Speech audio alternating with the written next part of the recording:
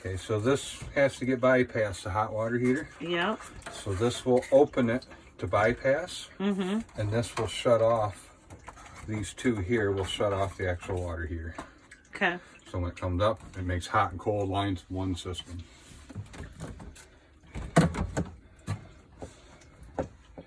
I know I had to do this with the swimming pool this year too, because to figure out how to close the pool. So normally when you winterize, if you do it yourself, you'll have a gallon jug, and this will be your feed straw, and you'll have to open the valve. yep. I use a 5-gallon bucket, so I don't have to change over between gallon jugs. So you just stick that in the go- the thing. If I were doing it, I would stick that Use the hose hose. into the gallon thingamajiggy and then turn on the pump. Exactly, yep. So you're unhooking that right now, so you I'm can hook your unhooking thing. the fresh tank, which is this thing right here. Yep. So when you dry camp, you feed off of that, you fill that up. I'm going to feed directly right into the water pump with my coolant. Same thing as this, just that I have a You have direct a line. pump. Yep, I have a direct line.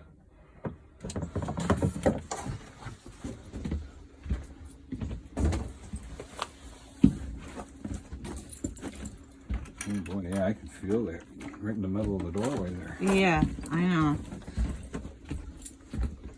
And I was like, oh man, is my floor falling apart? Do I need to get a new damn camper? Because when I was at the camping place to dump the other day, so the guy was like, yeah, you keep this in really good shape. I'm like, well, yeah, I That's wash the and idea. wax it all the time and try to take care of it, but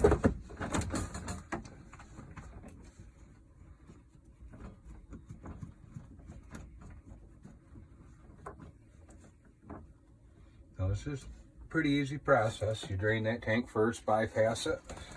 And once you get your antifreeze hooked up to the water pump, turn the pump on. yep, turn the pump on. I gotta get over here to the sink. In here too. Not yet, one at a time. You wait till it's pink.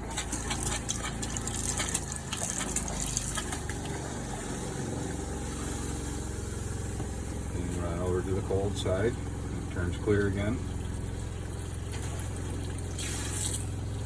And you run it till it's pink, and then I keep running it to clear out the trap down in there so that doesn't freeze up. And then back here. Yep. No. Yeah, you unhook the shower. And lay it down. Well, actually, I take it right out. Unhook it from the faucet there. Otherwise, that'll crack right there. And there'll be a little black washer in there, and you want to put that up in a cupboard somewhere so you don't lose it. That one? Yeah.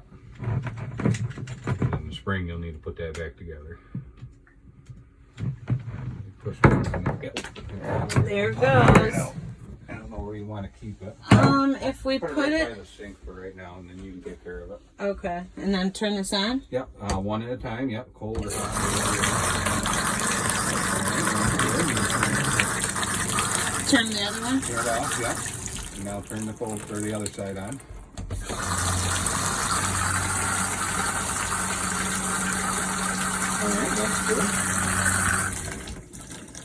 And pick up your lid and flush your toilet until you see pink fluid coming out.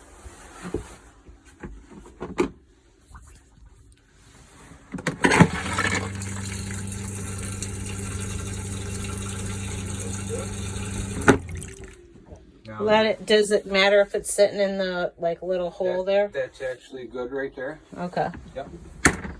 And if you want to use this in the wintertime, you can. You just have to get a gallon jug of that coolant to flush the toilet with. That way you don't have to worry about pumping up the plumbing. So if you ever wanted to use this in the wintertime, you could. You just can't use the plumbing. Can't use the water. Yeah. So this thing, I'm gonna stick it up here. And then I come over here. Duck the washer up there. There. And these two little valves here are low point drains. Yep. So what I'm going to do is pull that. You pulled it up. Yep. Pushed it back down after a couple seconds. Oh, that's the one that's the drop one, the one that I empty when I'm done camping. No. Oh. This is the hot and this is the cold, or vice versa. I'm assuming this one's the hot. Okay. But when the lines are separate, they have drains for each side. Oh. But we tied them together right here. And I just want to make sure there's no water in that little section. So I always pull up and then close it. To If let you look some on the stuff ground, out. it'll probably be pink out there. Yeah. Okay. And then when you're done, I pull my straw up. You'll pull up this one. Yeah. And turn on the faucet.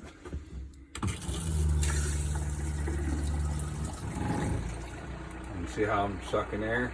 Yeah. That clears my line. And it also relieves pressure on the system. And that way when I take my line off here, it's You're not not all going full to drip of fluid. stuff out. Yeah. It's going to drip a little bit, but not bad.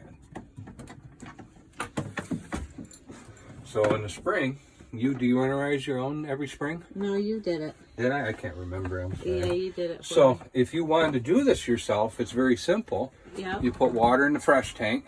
Yep. You turn on the water pump. Of course, this will all be hooked back up. Make sure this valve's turned on like it is right now. And then just start pumping the clear water through. You'll see all the pink come out.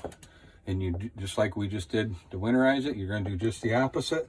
And once you're all done with all the pink fluid, you put your plug in your tank, you reverse the valves, and it'll start to fill on its own with the water pump. Okay, so I don't reverse the valves until I'm ready to fill the hot water tank. Yep, after you flush out all that pink fluid, because you don't want to put that in here at all. Right. So those valves closed it to the hot water tank. We just drained the hot water tank. We didn't put any antifreeze in it. None. Yep. Okay. That saves you a lot of time and money. So straight up and down is that one straight up and When they're down. across the line, it's closed off. When it runs with the line, it's open. So that's open. Open, and that one, the top one, is closed. Yep. And the bottom one's closed. Okay. Gotcha. But make sure you flush all your pink out before you change them. Because Yep. you'll end up with that in the tank. And it's there. hard to flush out. And when you wash your hair, you'll know it's in.